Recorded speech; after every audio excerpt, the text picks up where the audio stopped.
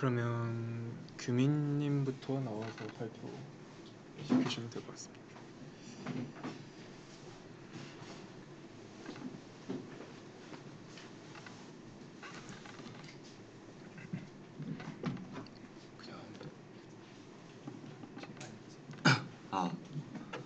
네. 안녕하세요. 저는 김규민이라고 하고요. 오늘 분산 병렬 프로그래밍, 근데 이제 딥러닝에 관련된 분산 시스템과 병렬 프로그램에 대해서 좀 간략하게 말씀드리러 나왔습니다. 먼저 조금 왜 이런 분산 시스템, 병렬 프로그램 이런 워딩들이 좀 낯서실 거라고 생각이 드시는데요. 근데 이제 저 같은 경우에 좀 엔지니어링에 좀 관심이 있다 보니까 이제 ML 분야에서 어떤 엔지니어링들이 있는지, 그리고 그 중에서도 이제 어떠한 분산 시스템 그리고 병렬 프로그램이 있는지에 대해서 간단하게 설명드리도록 하겠습니다. 네. 먼저 일단 병렬 프로그래밍이라고 하면은 저희가 OS 수업 다 들으셨는지 모르겠지만 그러니까 멀티스레드 프로그래밍 이런 것들이 있죠.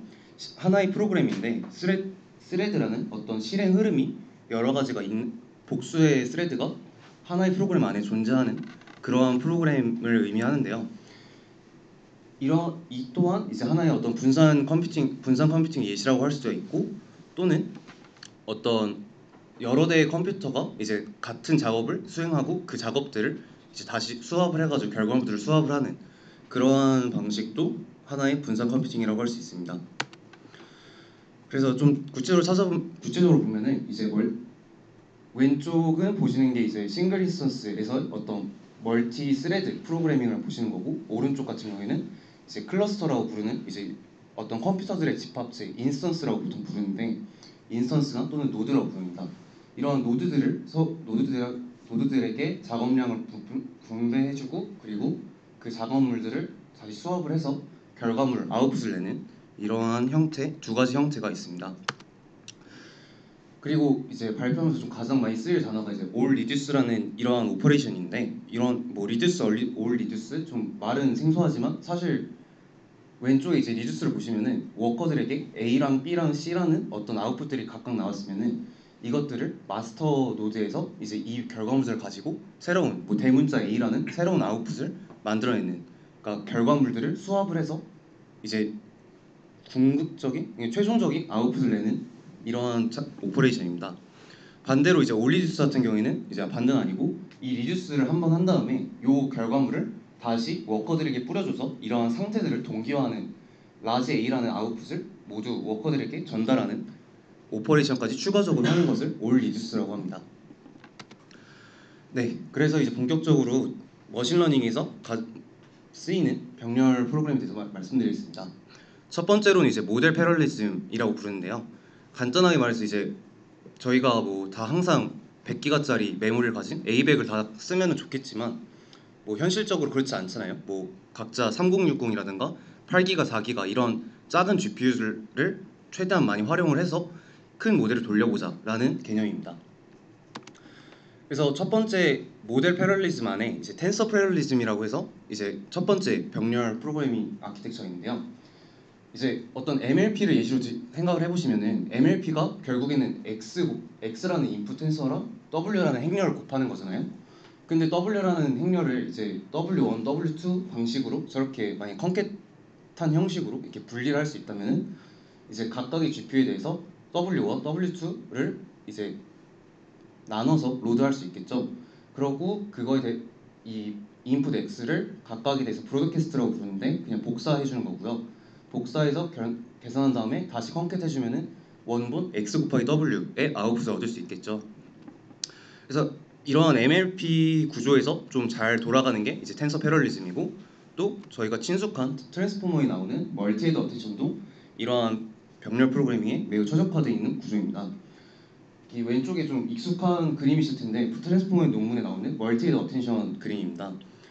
멀티헤드 어텐션은 말 그대로 어텐션 헤드가 여러 가지가 있죠. 같은 인풋 X에 대해서 서로 다른 이런 리니어 레이어 통과해가지고 쿼리키 밸류들을 만들어주는데, 이런 어텐션 헤드들을 이제 하나의 GPU에서 돌릴 수도 있지만 이런 어텐션 헤드들을 GPU마다 각각 계산을 한다면은 보다 빠르게 병렬로 계산해서 아웃풋을 낼 수 있겠죠. 그래서 어텐션 헤드별로 이렇게 GPU를 나눠서 로드하는 거를 네, 이러한 형태 또한 있습니다. 다음으로는 이제 모델을 저희가 이렇게 가로로 쪼개봤다면 이번엔 좀 세로로 이렇게 레이어 단위로 끊어서 또 생각을 해볼 수 있습니다. 이거는 뭐 사람마다 좀 부르는 게 다르는데 저는 이렇게 파이프라인 패러리즘이라는 자료를 많이 봐가지고 이렇게 부르는데요.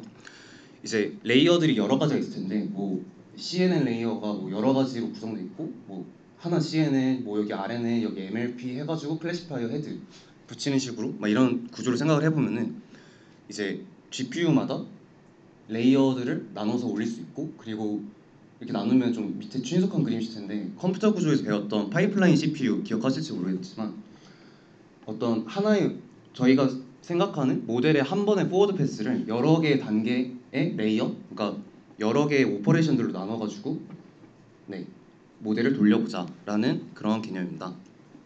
이러면 이제 전체적으로 좀 더 이제 로드가 굳이 이 전체 모델을 다 로드할 필요 없이 각각의 GPU는 뭐 4기가 4기가 4기가만으로 그런 작은 GPU들로도 돌릴 수가 있겠죠. 네, 다음 이제 병렬 패러다임은 이제 데이터 패러리즘이라고 해서 좀 가장 어떻게 보면 좀 산업에서 가장 많이 쓰이고 있는 병렬 프로그래밍의 일종인데요.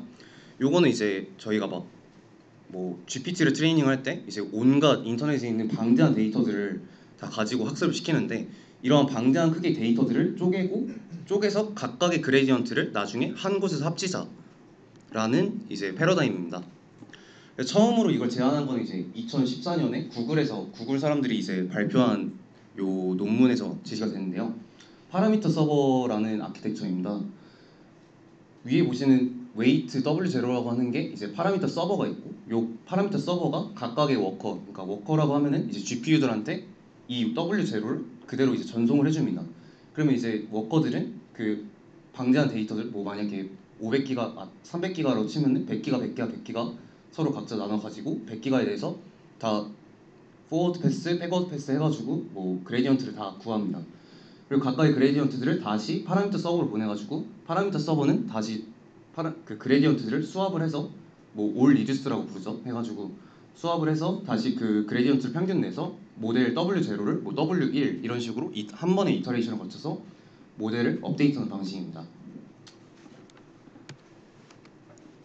네. 그리고 다음 이제 데이터 패러리즘은 사실 그 이전에 파라미터 서버 구조의 단점을 이제 보완한 알고리즘인데요. 여기 파라미터 서버 구조에서 보시면은 모든 트래픽이 다 이 그러니까 중앙화된 이 파라미터 서버를 통해서 트래픽이 오고 합니다. 그러다 보니까 만약에 이제 파라미터 서버가 죽어버린다거나 아니면은 네, 뭐 죽거나 아니면 한 워커가 죽어가지고 이 파라미터 서버가 하나의 그레디언트를 받지 못하면은 일부 데이터에 대해서 그레디언트를 받지 못하면은 전체 아키텍처가 지금 학습이 중단이 되겠죠. 근데 이제 그런 이제 바틀렉 뭐 병목 형상을 조금 줄이기 위해서 뭐 바이두 중국 회사에서 뭐 이렇게 나온 논문인데 제안한 알고리즘인데 링 베이스 올리지라고 해가지고 이제 요 워커들끼리 서로 W0, W0, W0라는 파라미터를 가진 요 워커 3명이 서로 각각 이제 데이터를 아까 D0, D1, D2에 대해서 각각의 그레디언트를 G0, G1, G2를 구했다고 칠게요. 그렇게 치면은 요 워커들끼리 서로 뭐 알고리즘 상으로 그냥 이제 저 G0, G1, G2를 서로 다 같이 이제 공유하자. 서로 이제 자기가 구한 결과물들을 중앙화된 서버 없이 이렇게 네, 공유하는 통신하는 그런 모델입니다. 그러니까 사실 이렇게 수도 코드가 있긴 한데 조금 설명드리면은 많이 복잡해가지고 일단은 간단하게 이렇게 하고 넘어가겠습니다. 그래서 이제 G0, G1, G2를 다 같이 갖게 되면은 다 같이 서로 새로운 W1을 구할 수가 있겠죠. 다 같이 파라미터를 다 똑같은 이제 그레디언트 가지고 있으니까 그걸 에버리징 해가지고 러닝레이트 곱해서 다시 모델의 기존 가중치에 더해주는 방식으로 네, 돌아가는 방식입니다. 그래서 이러한 데이터 패러리즘은 실제로 지금 뭐 파이토치에 보셨을지 모르겠지만 뭐 DDP라고 부르는데 디스트리뷰티드 데이터 패럴렐이란 모듈이 있고요. 텐서플로우에는 tensorflow.distribute 또는 이제 호러보드라고 해서 이제 우버에서 만들어 놓은 이런 분산 프레임워크가 있습니다. 네, 그리고 이제 현재 이러한 분산 딥러닝이 가지고 있는 한계점 세 가지에 대해서 일단 말씀드리겠습니다.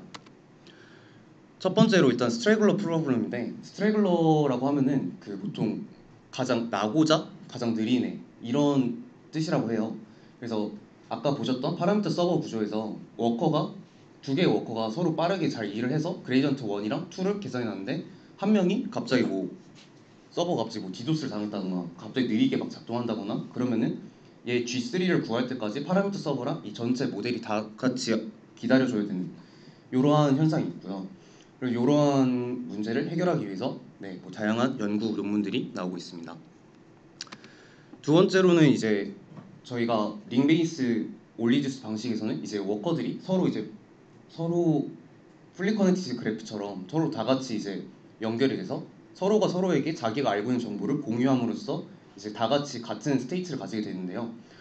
소프트웨어 상으로 저희가 생각하는 알고리즘은 그렇게 구현할 수 있지만, 실제로 하드웨어들은 뭐 호러보드라든가 또는 사실 그 토치 DDP 같은 경우에는 이런 식으로 왼쪽에 보신 것처럼 하드웨어 커넥션 보시면 이제 마스터 프로세스가 있고, 그리고 마스터 프로세스 밑에 딸려 있는 자식 프로세스들, 워커 프로세스들이 이렇게 나뉘어 있는 딸려 있는 구조여가지고 트래픽이 항상 마스터를 거쳐가게 됩니다. 그래서 저희가 코드상으로는 파이썬으로 잘 워커끼리 서로 통신을 해라라고 짰음에도 불구하고 실제로는 이제 현실에서 돌아가는 하드웨어 양상은 이제 이렇게 중앙화된 통신을 가짐으로써 이제 어떻게 보면 좀 저희가 생각한 대로 돌아가지 않을 수 있습니다. 또한 이제 많은 연구들이 또 나오는 주제 중 하나는 이렇게 헤테로지니어스 시스템이라 해가지고 서로 다른 성질을 가진 이러한 컴포넌트로 이루어진 시스템에 대해서 이제 여러 연구들이 진행이 되고 있습니다. 뭐 예를 들어서 엔비디아 GPU나 암드 GPU, 물론 다들 안 쓰시겠지만 뭐 엔비디아에서는 쿠다 관련한 라이브러들이 있을 거고 그러한 토치 코드들이 있을 텐데, 이제 암드는 쿠다가 지원이 되는지 모르겠지만 하여튼 엔비디아 관련된 라이브러들이랑 이제 호환이 잘 안 될 거란 말이에요. 그래서 이러한 GPU 벤더에 관련한 이런 이질성도 있고, 또한 이제 마스터랑 이런 노드들이 하드웨어에서 어떤 하나의 컴퓨터에 이제 GPU들이 여러 개가 묶여 있는 경우가 있고, 또는 이제 하나의 컴퓨터가 아니라 복수된 여러 개의 컴퓨터에 이제 각각의 이제 멀티 노드, 멀티 GPU 환경, 이런 환경들이 있기 때문에 그런 환경들을 이제 소프트웨어 입장에서는 사실 얘네가 다 그냥 하나하나의 워커 프로세스로 보이지만, 사실 실제로 밑바닥에 까보면은 어떤 애들은 하드웨어 버스로 해가지고 그냥 이렇게 물리적인 선으로 연결돼 있고, 누구는 네트워크로 통신하고 있고, 인터넷으로 뭐 클라우드에 있는 GPU랑 묶여 있다던가, 그러면 이제 통신이 한쪽이랑 막 엄청 느려지고 막 이러겠죠. 그래서 이러한 여러 가지 좀 다양한 성질들을 가진 이런 시스템에 대해서 어떻게 하면 GPU를 효율적으로 쓸 수 있는지, 모델을 어떻게 올리고, 또 라이브러리들 같은 경우에는 뭐 쿠다나 이런 어떤 GPU 제조사의 특정 좀 독립적인 이런 라이브러리를 어떻게 하면 만들 수 있는지에 대해서 연구들이 진행되고 있습니다. 네, 참고 자료는 다음과 같고요. 이상 들어주셔서 감사합니다.